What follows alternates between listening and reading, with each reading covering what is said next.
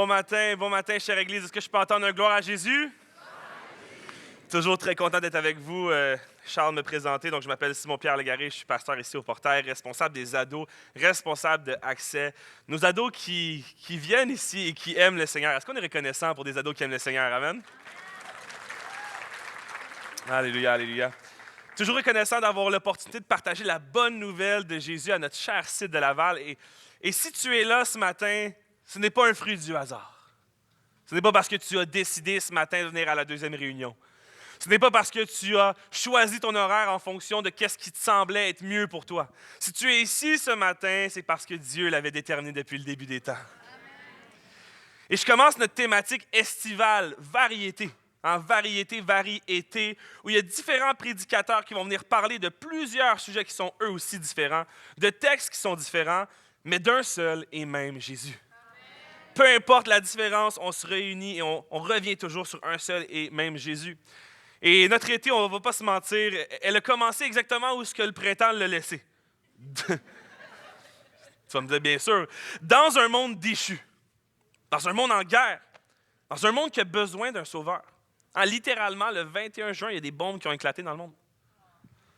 Et dès qu'il y a des gros conflits, dès qu'il y a des guerres qui éclatent, dès qu'il y a des polémiques géopolitiques, certains chrétiens deviennent soudainement des experts en eschatologie, l'étude de la fin des temps.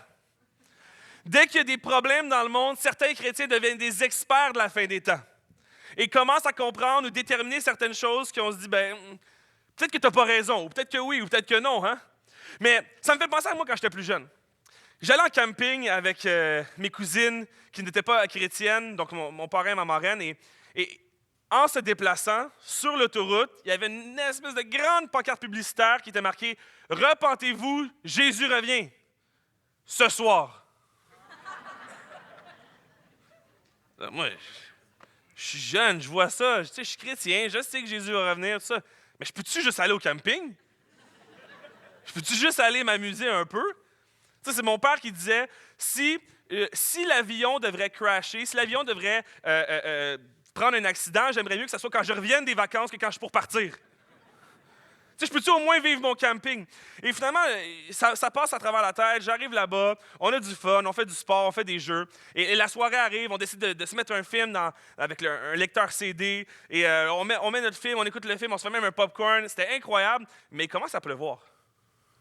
Il commence à pleuvoir très fort. Il commence à venter beaucoup. Et là, moi, je regarde l'extérieur, puis je suis comme... je me rappelle de la pancarte. Et là, il commence à tonner. Il y a des éclairs. On vit littéralement une tempête. Puis on est dans une canne d'aluminium. Et là, je me dis, non, ça y est. Jésus revient vraiment ce soir. Et je commence à avoir une crainte. Finalement, je m'endors. Et le lendemain, je me réveille. Beau soleil, je pensais que j'étais au paradis. Mais non, encore à la même place. Et c'est drôle parce qu'en revenant par le même chemin, je cherchais la pancarte pour voir qu'est-ce qui allait arriver. Et elle était disparue. Clairement, la personne, elle s'est dit, moi, j'enlève ça. Et c'est pour ça que quand il y a des choses qui arrivent, des signes, on a l'impression que certains chrétiens deviennent des experts. Mais longtemps, moi, à la fin des temps, m'a fait peur parce que j'avais l'impression que j'allais tout perdre.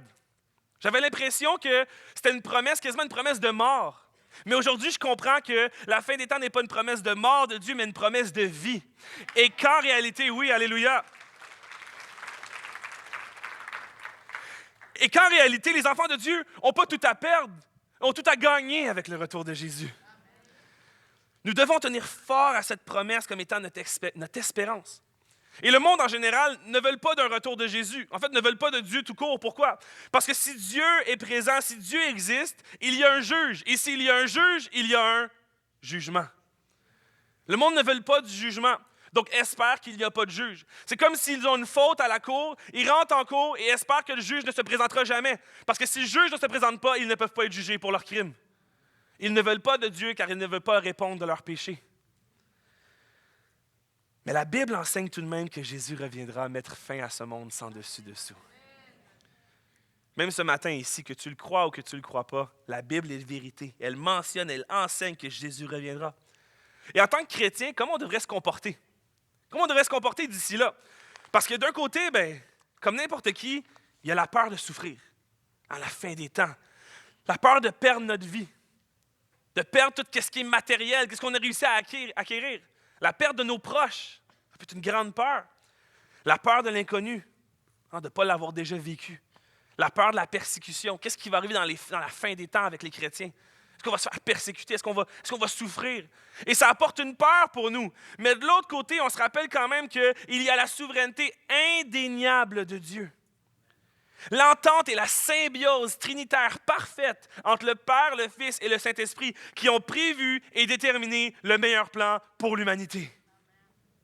Il y a cette assurance que la destinée du monde est entre celui qui l'a créé.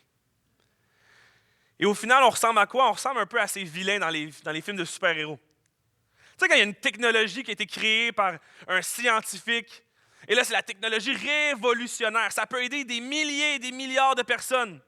Et là, tout le monde est en train de dire une seule phrase. Si cette technologie tombe dans les mains de quelqu'un de mauvais, ça serait dévastateur. T'as déjà entendu ça? Peut-être pas avec cette voix-là, là, mais t'as déjà entendu ça. Bien, aujourd'hui, c'est nous les vilains. Parce qu'on essaie de s'approprier notre destinée. On essaie de s'approprier la destinée qui est pourtant dans les mains du Seigneur et que dans ses mains, c'est la plus belle des choses. Mais dans la nôtre, dans nos mains à nous, notre destinée devient quoi? Une opportunité de s'éloigner. On pense qu'on peut contrôler quelque chose alors qu'on n'est ni les inventeurs ni les créateurs de celle-ci. L'humain recherche alors ardemment quoi? Le contrôle. L'humain cherche le contrôle, mais étant incapable de dépouiller Dieu du contrôle, on est laissé avec quoi? Le vide, l'angoisse et l'impuissance. Parce que le contrôle seul est à Dieu. On essaie tellement d'arracher, d'aller chercher une once de contrôle. On veut être ceux qui contrôlent nos finances. On veut être ceux qui contrôlent notre vie familiale, nos amis. On veut contrôler tout. Et alors qu'on comprend que c'est vraiment seulement et uniquement Dieu qui est en contrôle, ça nous laisse avec un sentiment de stress, d'angoisse. Alors que Jésus est clair en Matthieu 6,34, « Ne vous inquiétez donc pas du lendemain, car le lendemain aura soin de lui-même. À chaque jour suffit sa peine. » Ce matin, mon but, ce sera de te rappeler, si tu es un enfant de Dieu, ou de te proposer, si tu ne l'es pas, que ton point focal ne devrait pas être la fin des temps, mais de voir comment tu peux glorifier Dieu au quotidien. Laissons à Dieu ce qui découle de lui et veillons sur ce qu'il nous demande réellement. Car, et c'est mon point, c'est mon titre ce matin, la fin des temps, ce n'est pas la fin du monde. La fin des temps, ce n'est pas la fin du monde. On a l'impression que c'est la chose la plus importante, mais la fin des temps, ce n'est pas la fin du monde. Et je vais baser ma prédication sur le livre de 2 Pierre, chapitre 3, dans la version de la Nouvelle Bible seconde. Et alors que je vais lire le passage, je vous laisse tourner dans votre parole. Et si tu te demandes c'est où le livre de 2 Pierre, écoute-moi bien, c'est après 1 Pierre. C'est tout ce que j'avais pour toi, le reste, débrouille-toi. Non, bien sûr, ça va probablement être affiché ici. Donc, laissez-moi commencer la lecture. Je vais lire les versets 1 à 13. Bien-aimés, c'est déjà la seconde lettre que je vous écris. En toutes deux, je fais appel à des souvenirs pour éveiller en vous une claire intelligence, pour que vous vous souveniez des paroles dites à l'avance par les saints prophètes et du commandement de vos apôtres, commandement de celui qui est Seigneur et Sauveur. Vous savez avant tout que dans les derniers jours, il viendra des moqueurs pleins de moqueries, qui iront au gré de leurs propres désirs et diront « Où est la promesse de son avènement? » Car depuis que les pères se sont endormis dans la mort, tout demeure comme depuis le commencement de la création. En effet, ils oublient volontairement qu'il y eut autrefois des cieux et une terre qui surgit de l'eau, et se tint au milieu de l'eau par la parole de Dieu, et que par cela même le monde d'alors disparut, submergé par l'eau. Or, c'est par la même parole que les cieux et la terre dès maintenant sont gardés en réserve pour le feu, en vue du jour du jugement et de la perdition des impies. Il est cependant un point que vous ne devez pas oublier, bien-aimés, c'est que pour le Seigneur, un jour est comme 1000 ans, et 1000 ans comme un jour. Le Seigneur ne retarde pas l'accomplissement de la promesse, comme quelques-uns le pensent. Il est patient envers vous. Il ne souhaite pas que quelqu'un se perde, mais que tous accèdent à un changement radical. Amen. Cependant, le jour du Seigneur viendra comme un voleur. En ce jour-là, les cieux passeront avec fracas. Les éléments embrasés se dissoudront et la terre avec ses œuvres sera mise à découvert.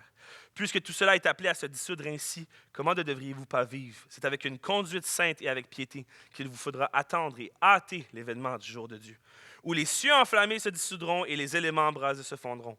Or, nous attendons, selon sa promesse, des cieux nouveaux et une terre nouvelle où la justice habite.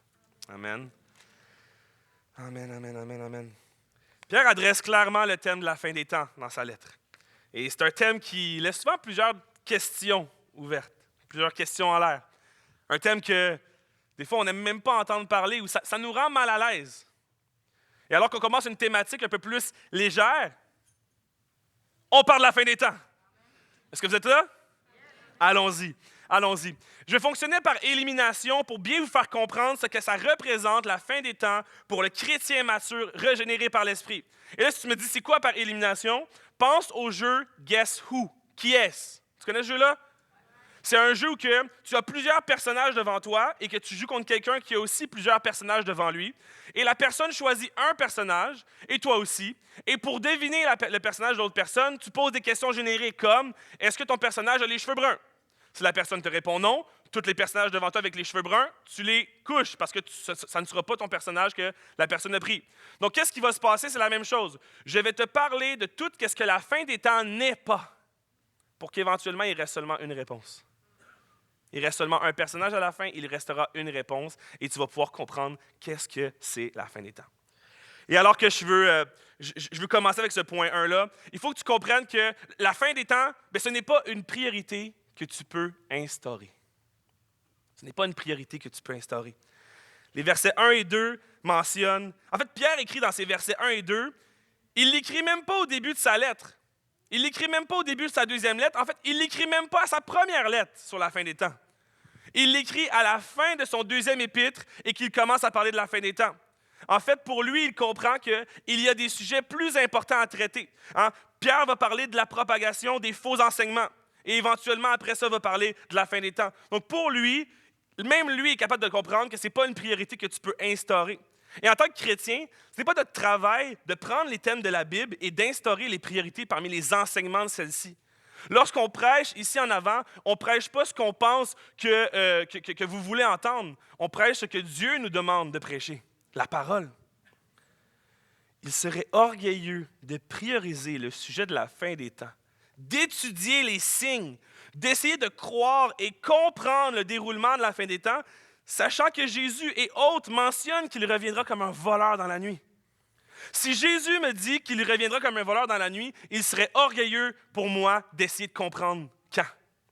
Il serait orgueilleux de prioriser le sujet de la fin des temps, alors que les enseignements de Jésus sont beaucoup plus basés sur quoi? Sur le pardon, sur l'amour, sur la compassion, sur l'obéissance et aussi sur l'opportunité d'accéder à lui, d'accéder au royaume.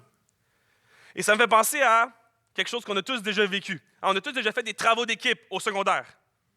Vous vous rappelez? Il y en a qui sont un peu plus loin que d'autres personnes, là. Travaux d'équipe au secondaire. Équipe de 4. Inévitablement, il y en a un qui ne fout rien. Inévitablement, il y a toujours une personne, on se rappelle de cette personne qui faisait strictement rien du travail.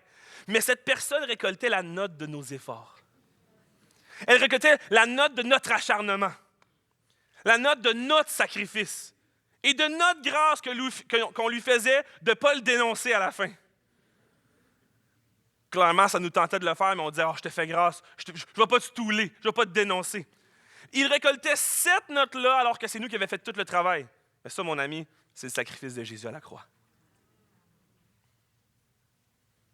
Imagine donc dans cette situation-là, si la personne de ton équipe qui ferait strictement rien avait l'orgueil d'instaurer les priorités à votre place.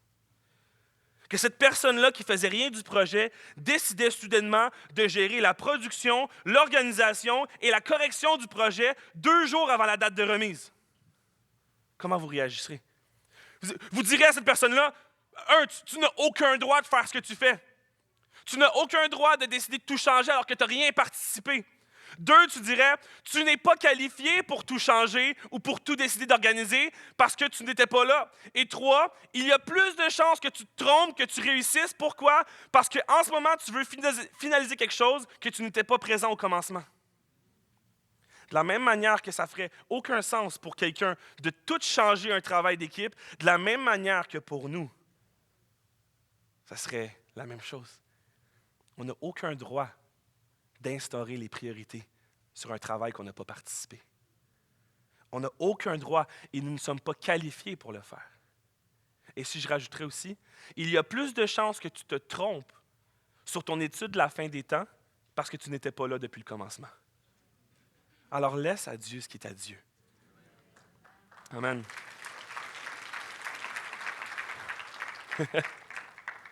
Et si ce matin, tu comprends rien du tout de mon exemple, là, que tu dis que ça t'est jamais arrivé, ben je t'annonce que c'était toi la personne. C'était toi la personne dans le projet. Et je me permets même de rajouter par rapport à ça, dans son passage, Pierre ne sort rien qui vient du champ gauche. Hein? Il ne dit rien qui est absurde ou qui vient de lui-même. Il mentionne, en toutes deux, je fais appel à des souvenirs pour éveiller en vous une claire intelligence, pour que vous vous souveniez des paroles dites à l'avance par les saints prophètes et du commandement de vos apôtres, commandement de celui qui est Seigneur et Sauveur. Pierre se protège dans son enseignement. Il va parler de la fin des temps, puis il va dire, moi, je parle d'un sujet, et je vais parler de la même façon que tout le monde a parlé, et je vais parler de la même façon de la fin des temps que Jésus l'a annoncé. Pourquoi? Parce que je ne me crois pas au-dessus de la fin des temps, je me crois en dessous et soumis à Jésus. Personne n'aurait pu lui imputer des paroles. Et c'est de la même manière qu'on fonctionne ici au Portail. On prêche la parole de Dieu seul. Elle est notre guide, notre chemin, notre inspiration et notre refuge. Littéralement, si tu m'attaques ce matin en me disant « Ce que tu dis, je ne le crois pas », attaque la Bible parce que c'est de là que je l'ai étudié. Il n'y a rien qui va venir de Simon-Pierre. Il n'y a rien qui venait de Pierre. Tout venait de Dieu à travers ça. On est juste des simples mortels qui ont reçu la grâce de proclamer un grand Dieu. Et l'enseignement sur la fin des temps, comme n'importe quel sujet, devrait provoquer pour les chrétiens un sentiment d'humilité et non d'arrogance. On ne devrait pas penser qu'on connaît tout, mais se rappeler qu'on ne connaît rien. Se rappeler qu'au final, la seule raison qu'on sait ce que l'on sait, c'est que Dieu a décidé de se révéler à nous. Ce que tu sais aujourd'hui par rapport à l'Évangile, c'est ce que Dieu a permis que tu comprennes. Il y a certaines personnes qui sont revenues à Jésus durant la dernière année. Et il y avait un cheminement fait pour te rendre jusqu'à aujourd'hui. Et ce que tu connais aujourd'hui ne sera pas ce que tu connais demain. Et je te confirme que si Dieu décidait de se révéler pleinement, que tu saches tout à partir de maintenant, on exploserait. Parce que ça serait trop de contenu pour nous. Tout ce que tu sais, c'est ce que Dieu permet qu'on puisse savoir. Et il y a certains mystères qui resteront comme ça jusqu'à notre rencontre auprès de lui. Et vous savez quoi? C'est parfait comme ça. Notre incompréhension partielle du divin démontre sa divinité. Le fait qu'on ne le comprend pas à 100% démontre qu'il est au-dessus de nous. Démontre qu'on ne peut pas l'atteindre par nos propres moyens. Il n'y a aucune façon de faire des études ou d'avoir littéralement des recherches pour se rendre à un point tel où on comprendra Dieu à 100%, et cela démontre sa divinité. Et si tu crois qu'il est au-dessus de tout ce matin, est-ce que je peux entendre un amen? Notre Dieu, alléluia.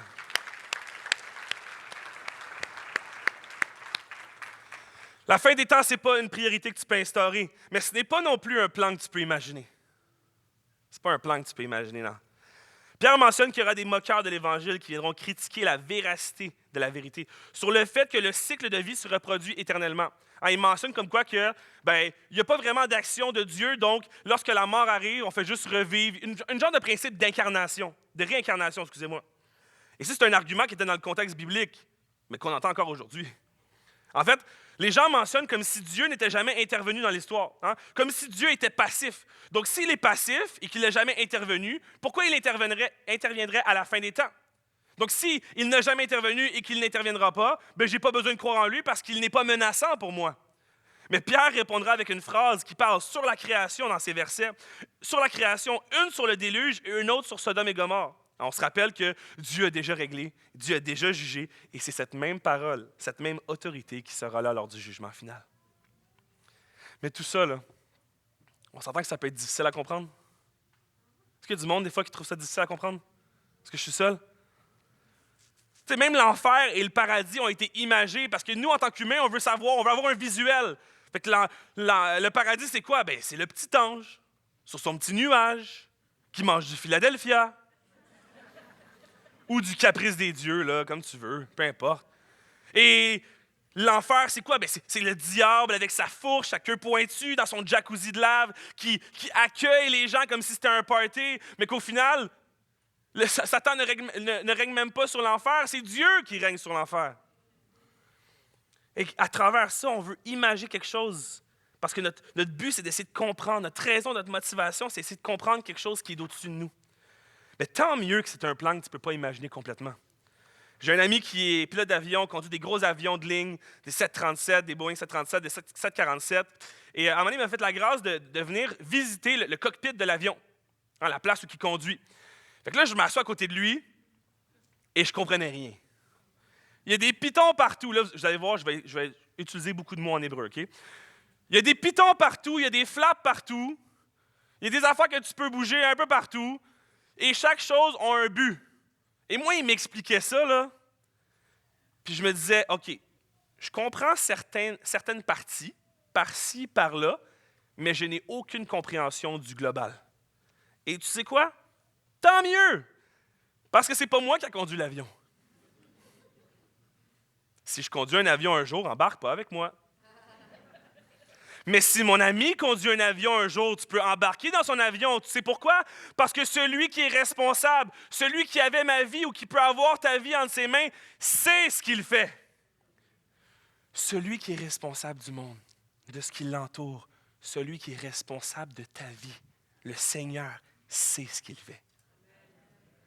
Alors que toi, tu comprends peut-être certaines parties, certaines fonctionnalités de certaines choses. Jésus a le plan global.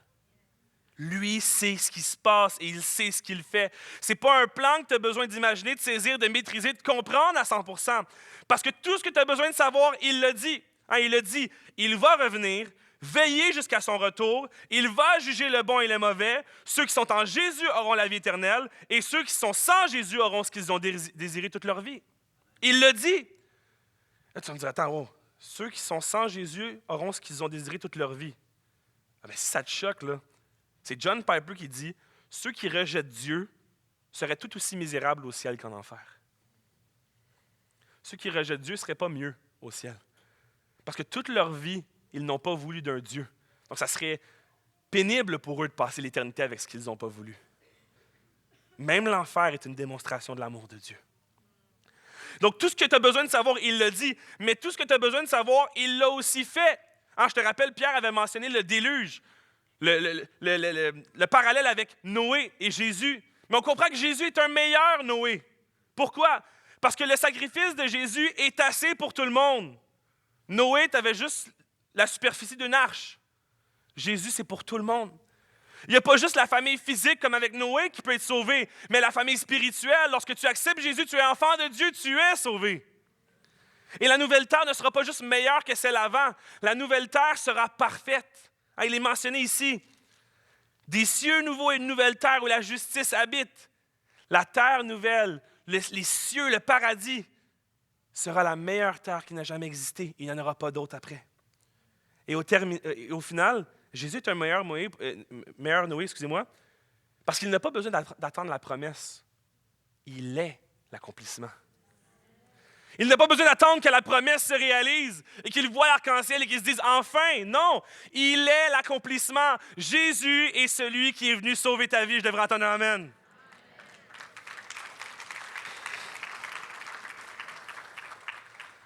Et je te parle de Noé qui devait attendre la promesse, mais parlant d'attendre, est-ce que Jésus tarde réellement sa venue? Est-ce que Jésus tarde réellement sa venue? Quand on tarde notre venue, c'est parce qu'on est en retard. Quand on tarde notre venue, c'est parce qu'on est en retard. Et quand on est en retard, c'est souvent parce qu'on n'est pas prêt. Et quand on n'est pas prêt, c'est souvent parce qu'il y a eu de la mauvaise gestion le matin même ou la veille. Un petit dodo trop tard ou un petit snooze le matin trop long. On ne peut pas dire que Jésus est en retard. Pourquoi? Mais parce que la fin des temps, ce n'est pas un horaire que tu peux organiser. La fin des temps, ce n'est pas un horaire que tu peux organiser. Jésus lui-même dira en Matthieu 24, 42 et 43, 44, « Tenez-vous donc en éveil, puisque vous ignorez quel jour votre Seigneur viendra. Vous le savez bien, si le maître de la maison savait à quelle heure de la nuit le voleur doit venir, il resterait éveillé pour ne pas le laisser pénétrer dans sa maison. Pour cette même raison, vous aussi, tenez-vous prêts, car c'est un moment que vous n'auriez pas imaginé que le Fils de l'homme viendra. » Wow.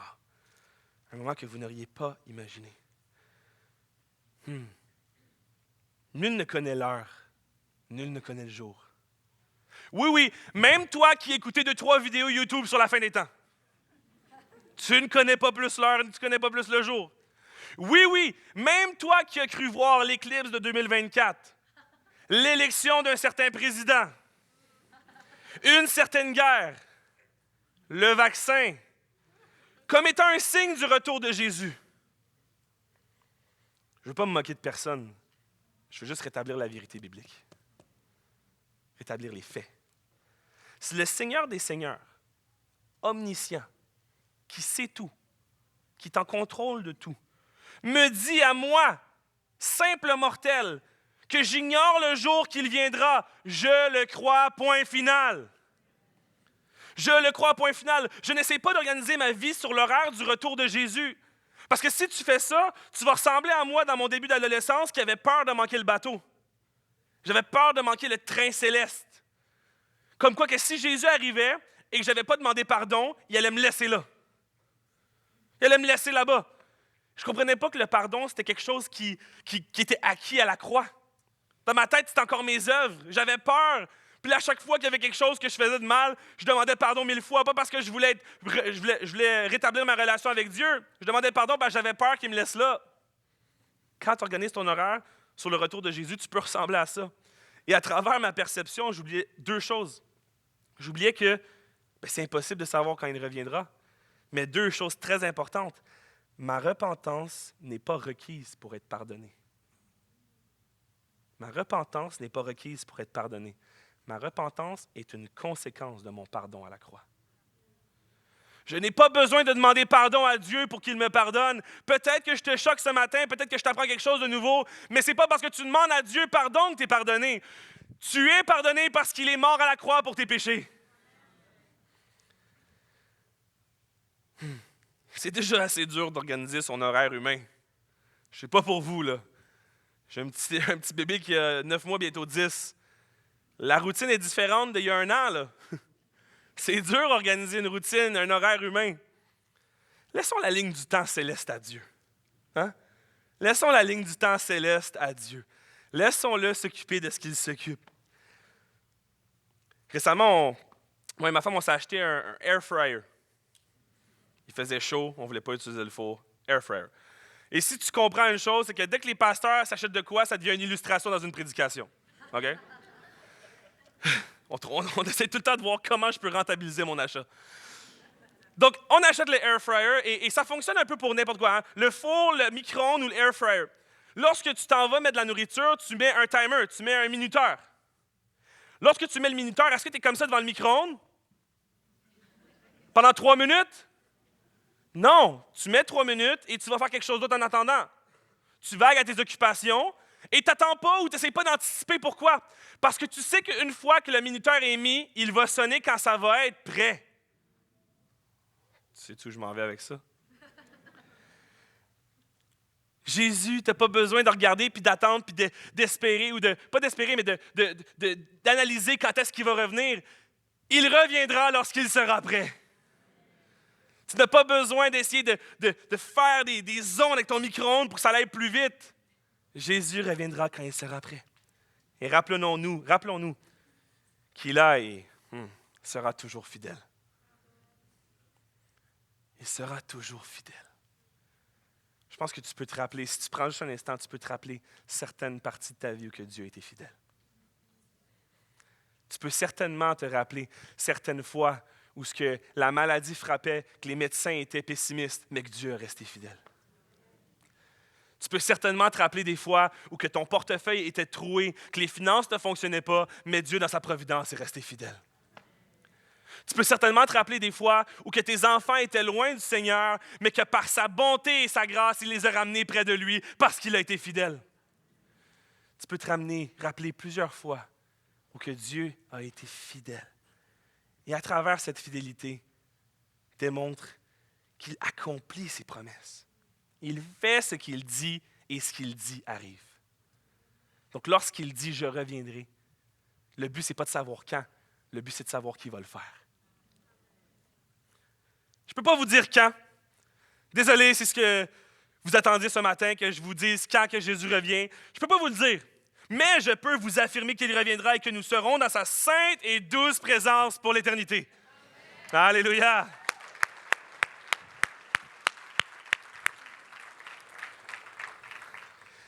Et à travers tout ça, à travers la fin des temps, celui qui prétend connaître à l'avance la chronologie de Dieu s'égare lui-même et égare les autres. Lorsque tu penses comprendre et connaître quelque chose qui n'est pas supposé être révélé à toi, tu t'égares toi-même et tu égares les autres parce qu'au final, ce que tu fais, c'est dire des mensonges. Encore une fois, je ne veux pas te condamner, je veux te réveiller. Et celui qui garde cette promesse et qui entend l'avertissement du retour de Jésus redouble de zèle et redouble d'espérance. Car pour lui, c'est une source de joie. Alors, Église, veillons donc à glorifier Dieu par nos paroles, nos actions, nos pensées, car la fin des temps, ce n'est pas un ordre que tu peux ignorer. Ce n'est pas un ordre que tu peux ignorer. On comprend qu'on ne peut pas deviner le temps, on ne peut pas planifier, on ne peut pas organiser. On ne peut pas rien faire en fonction de la fin des temps, mais Pierre nous donne quand même la manière de se tenir d'ici là. Comment, en tant que chrétien, on devrait être? Il est donc dit d'avoir quoi? Une conduite saine et d'agir avec piété. Et écoutez-moi bien. Le fait de savoir que la fin des temps arrive devrait motiver notre comportement à vouloir le servir. Amen? Et le fait que la fin des temps arrive bientôt et que le retour de Jésus est proche devrait aussi motiver notre évangélisation pour que les élus puissent entendre parler de la bonne nouvelle. On est d'accord avec ça? Mais ces choses-là ne devraient pas être la seule motivation circonstancielle à son retour. Parce que la proximité du retour de Jésus n'est pas l'ultime motivation pour notre obéissance. Elle est une cause, mais elle n'est pas l'ultime motivation. La conduite saine découle de notre reconnaissance envers le fait que nous sommes sauvés avant même de pouvoir consommer le salut. Tout ce que tu devrais faire, tout ce qui devrait être la motivation dans ta vie devrait être la reconnaissance du salut que tu n'as même pas encore vécu. Avant même de dire « Ah, j'utilise la fin des temps comme motivation dans ma vie », utilise le sacrifice de Jésus dans ta vie. Le sacrifice de Jésus dans ta vie est assez pour motiver l'évangélisation et la bonne conduite. Comme de la même manière que tu dois aimer Dieu de tout ton cœur, de toute ton âme et de toute ta pensée, mais cela est possible seulement parce qu'il t'a aimé en premier. Pierre est clair, restons pieux, mais ayons hâte. Et là, tu vas me dire, OK, mais tu me dis que ça ne devrait pas être la motivation, mais là, je devrais avoir hâte. Est-ce que ça ne vient pas te contrer un peu ce que tu viens de dire? Non. Je vais te l'expliquer. Tu as le droit de ressembler à cet enfant dans la voiture assis en arrière qui regarde et qui dit « Quand est-ce qu'on arrive? Quand est-ce qu'on arrive? Quand est-ce qu'on arrive? Quand est-ce qu'on arrive? Quand est-ce qu'on arrive? » Tu as le droit d'être cet enfant-là. Là où ça devient un problème, c'est si tu arrêtes de dire ça et que tu essaies d'aller chercher le volant ou essaies d'aller mettre ton pied sur la pédale parce que tu trouves que ça n'avance pas assez vite pour toi. Là, ça devient un danger. Tu as le droit d'avoir hâte que Jésus revienne. Mais lorsque tu essaies de contrôler son retour, c'est là que ça devient un danger. Est-ce qu'il y a un peuple ici qui a hâte au retour de Jésus? Alléluia! Le chrétien devrait avoir autant de joie face à son retour que de joie face à la patience de Dieu, afin que ne serait-ce une âme de plus soit sauvée. On devrait pouvoir se réjouir du fait que Jésus revient. On a hâte que tu reviennes. Mais en même temps, sois patient, s'il te plaît, si une âme de plus puisse être sauvée. Un peu comme Abraham qui implorait pour Sodome et Gomorrhe. Ah, s'il y a juste une personne. Le chrétien est content. Pourquoi? Parce qu'il est sauvé, mais il est content que quiconque le soit. Même si tu penses que cette personne-là ne le méritait pas. Rappelle-toi que tu ne le méritais pas non plus. Le chrétien garde donc une conduite saine jusqu'à son retour. Et il se concentre sur l'élévation de son nom. Est-ce qu'on peut prendre une pause du message et acclamer notre Dieu pour de vrai? Woo! Alléluia! Gloire à ton nom, Jésus. Alléluia. Alléluia. Amen. Ça fait du bien d'adorer notre Seigneur, hein? Et restez avec moi, j'ai bientôt fini, mais c'est quand même, il y a un point crucial de l'enseignement de Pierre sur la fin des temps. Et un des derniers points qui va être par élimination, c'est que la fin des temps, ce n'est pas une récompense que tu peux mériter. Ce n'est pas une récompense que tu peux mériter. Autant que ce n'est pas un ordre que tu peux ignorer, ce n'est pas une récompense que tu peux mériter. Et Pierre prend le temps de mentionner ce que nous devons être d'ici le retour de Jésus. Laissez-moi lire les versets 14 et 15. Aussi bien, aimés, dans cette attente, efforcez-vous d'être trouvés par lui sans tache et sans défaut dans la paix. Considérez que la patience de notre Seigneur est votre salut. Comme Paul, notre frère bien-aimé, vous l'a aussi écrit selon la sagesse qui lui a été donnée. Attends. Pierre mentionne que nous devons être, s'efforcer d'être sans tache et sans défaut. Je ne sais pas pour vous, mais ça a l'air un petit peu trop grand pour mes capacités. Sans tache et sans défaut. Really? Mais quand tu regardes vraiment le verset, on passe à côté de quelques mots très importants. Pierre mentionne « Efforcez-vous d'être trouvés par lui ». Pierre est en train de dire que l'important n'est pas d'être sans tache et sans défaut, mais qu'on soit trouvé par Dieu comme étant sans tache et sans défaut. Et si tu es un lecteur du temps, bien Pierre, il s'attend que si tu es rendu à la lettre 2, que tu as lu la lettre 1. Donc, il fait une référence à sa première lettre, à son premier chapitre, versets 18-19, et il dit, dans ce passage-là, sachant que ce n'est pas par des choses périssables, par de l'argent ou de l'or que vous avez été rachetés de la vaine manière de vivre que vous avez hérité de vos pères, mais par le sang précieux de Christ, comme d'un agneau sans défaut et sans tache. Pierre est en train de mentionner, c'est Jésus qui te permet de le faire. Alors que tu regardes ce passage-là et que tu as l'impression qu'il est en train de dire « Tu devrais être sans tache et sans défaut », il te dit « Tu ne peux pas l'être, mais Dieu doit te trouver sans tache et sans défaut pour t'accepter avec lui. » Et c'est-tu le fun? Jésus s'est occupé de ça à ta place. Jésus est cette raison qui te permet, durant l'attente de la fin des temps, d'avoir une confiance et une certitude que tu fais partie de ceux qui vivront pour l'éternité auprès de lui.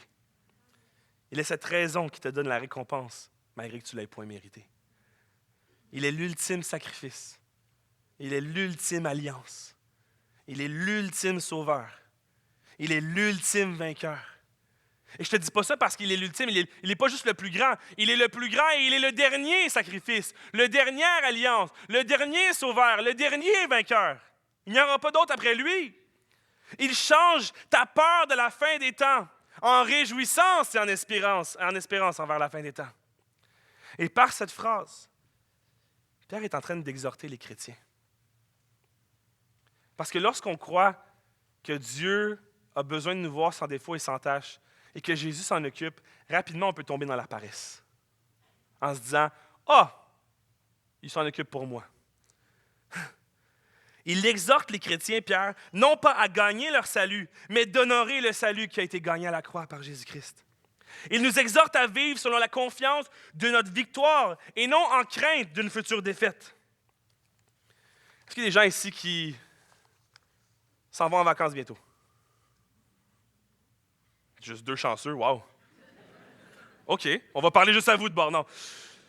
Vous comprenez que quand tu t'en vas en vacances, il y a ce petit sentiment, cette fébrilité juste avant de partir. Hein? Tu sais, le moment où que les congés sont approuvés, les billets d'avion sont achetés, l'hôtel est réservé, l'itinéraire est organisé, les grands-parents gardent les enfants. Ça, c'est vraiment important. Même le forfait cellulaire voyage est installé sur ton téléphone. Tout est prêt. La semaine avant, tu as hâte, car tu sais que tout est accompli. Tu n'as plus besoin de stresser. Tu n'as plus besoin de vivre dans la crainte. Tu vis dans la joie et l'anticipation d'une belle chose à venir. Et je sais que tu sais où est-ce que je m'en vais. Église, je t'annonce que si tu as mis ta foi en Jésus-Christ, qu'il est le Sauveur et Seigneur de ta vie, ta place est réservée. Tu peux réellement te dire, tout a été accompli. Tu peux réellement regarder le livre de la vie et voir que ton nom est écrit à l'encre indélébile. Tu peux célébrer la victoire de Jésus, qui t'assure que tout cela arrivera avec joie. Et à la place de te dire, est-ce que c'est demain, est-ce que c'est après-demain, est-ce que je suis prête, rappelle-toi que tout ça va arriver dans son temps, dans un temps parfait. Et alors que j'appelle les musiciens, tu comprends que maintenant, on a joué à notre jeu Guess Who? Qui est-ce? Et que par élimination, on a enlevé plusieurs personnages. Et maintenant, il reste seulement un personnage de debout. Voilà notre réponse. Voilà l'élément de la réponse. C'est quoi la fin des temps?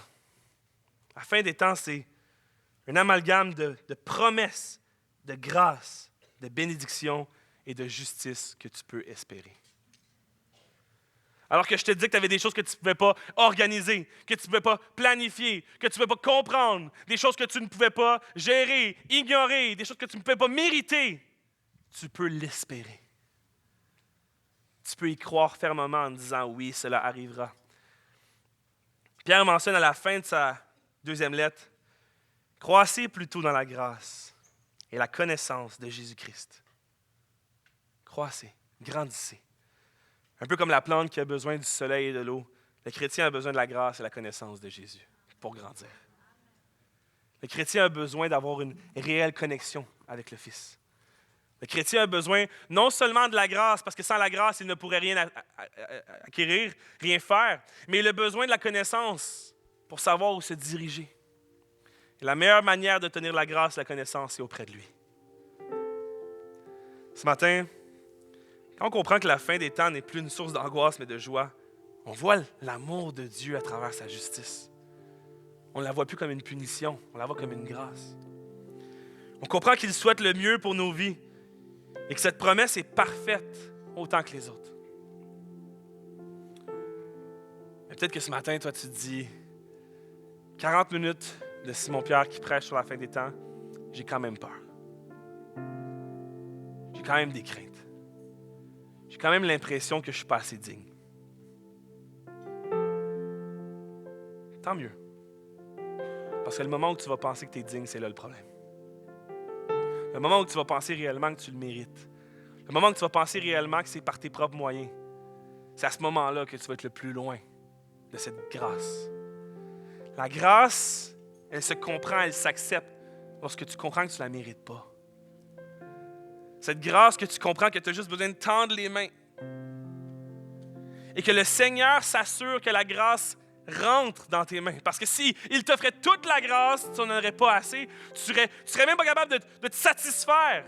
Mais il sait que ce que tu as besoin, il te le donne pour que tu puisses être en lui, près de lui. Alors que c'est peut-être une crainte, Romains 8 nous rappelle qu'il n'y a plus de condamnation pour celui qui est en Christ. Il n'y a plus de condamnation. Même si tu es pécheur, même si tu as péché, si tu es en Jésus, ces choses sont du passé. Elles sont pardonnées à la croix. Maintenant, c'est comment tu peux relever ta tête et t'assurer. À place de penser à ce qui s'en vient, qui est au ressort, qui est dans les ressorts de Dieu, comment tu peux t'occuper de ce qui est ta mission. Glorifier son nom en tout temps. Témoigner la bonne nouvelle. Vivre et te rapprocher de Jésus-Christ comme étant ton réel sauveur. Il n'y a plus de chaîne pour celui qui est enfant de Dieu. Il n'y a plus de condamnation, non, mais comment on peut s'assurer que notre point focal est son sacrifice à la croix et non la fin des temps parce que, comme on a dit au début, la fin des temps, c'est pas la fin du monde. C'était la parole de Dieu pour ce matin.